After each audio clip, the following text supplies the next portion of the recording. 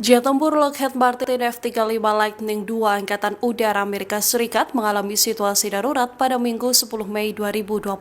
Jet tempur F-35 ini dilaporkan sedang melintas di atas Teluk Oman. Dari laporan Tasnim, setelah mengirim kode darurat, pesawat tersebut langsung mengubah arah menuju Uni Emirat Arab. Pesawat tempur Amerika Serikat ini juga dilaporkan mulai kehilangan ketinggian. Dalam penerbangan, kode transponder darurat 7700 adalah sinyal darurat serius untuk segera mendapatkan bantuan. Ada indikasi bahwa sinyal darurat ini terjadi lantaran adanya serangan pertempuran.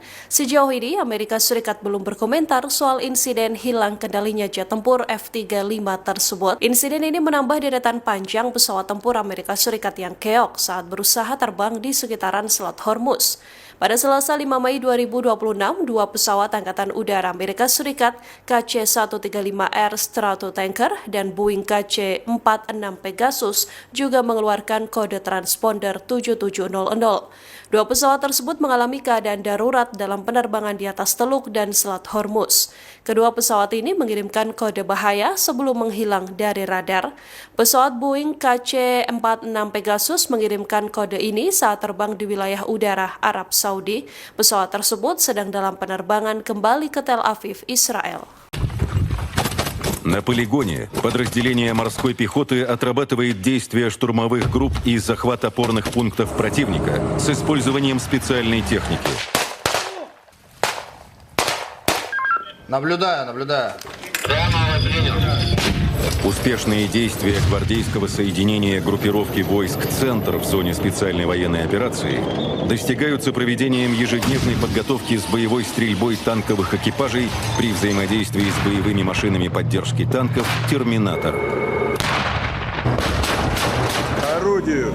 Цель 1287. При поддержке штурмовых групп и уничтожении огневых средств подразделения ракетных войск и артиллерии применяют современные мобильные артиллерийские системы на колесной базе «Гиацинт-К» и «Мальва», а также реактивные системы залпового огня «Торнадо-С» и «Ураган». Закат я Беркут принял. Военнослужащие воздушно-десантных войск отрабатывают совместные действия расчета беспилотного летательного разведывательного аппарата и экипажа боевой машины десанта БМД-4М по огневому поражению опорного пункта. Боевой путь прославленной дивизии с честью продолжают внуки и правнуки бойцов Великой Отечественной войны. Для поддержки штурмовых групп боевой расчет запускает ударный беспилотник самолетного типа «Молния-2».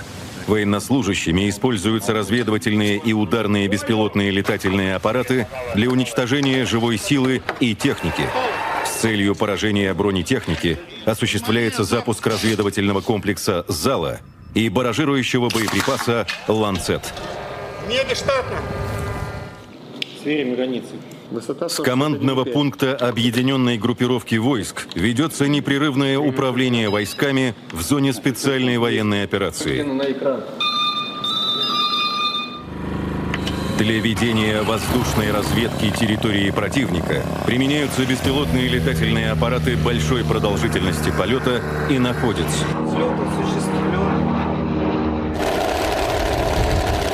Боевые расчеты «Герань-2» и «Герань-5» проводят подготовку и запуск беспилотных летательных аппаратов с целью поражения военных объектов, находящихся в глубоком тылу.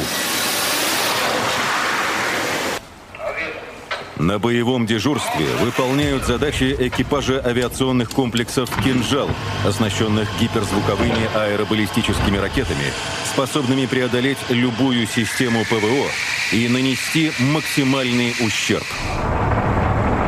Истребитель пятого поколения Су-57 – один из самых передовых самолетов в мире.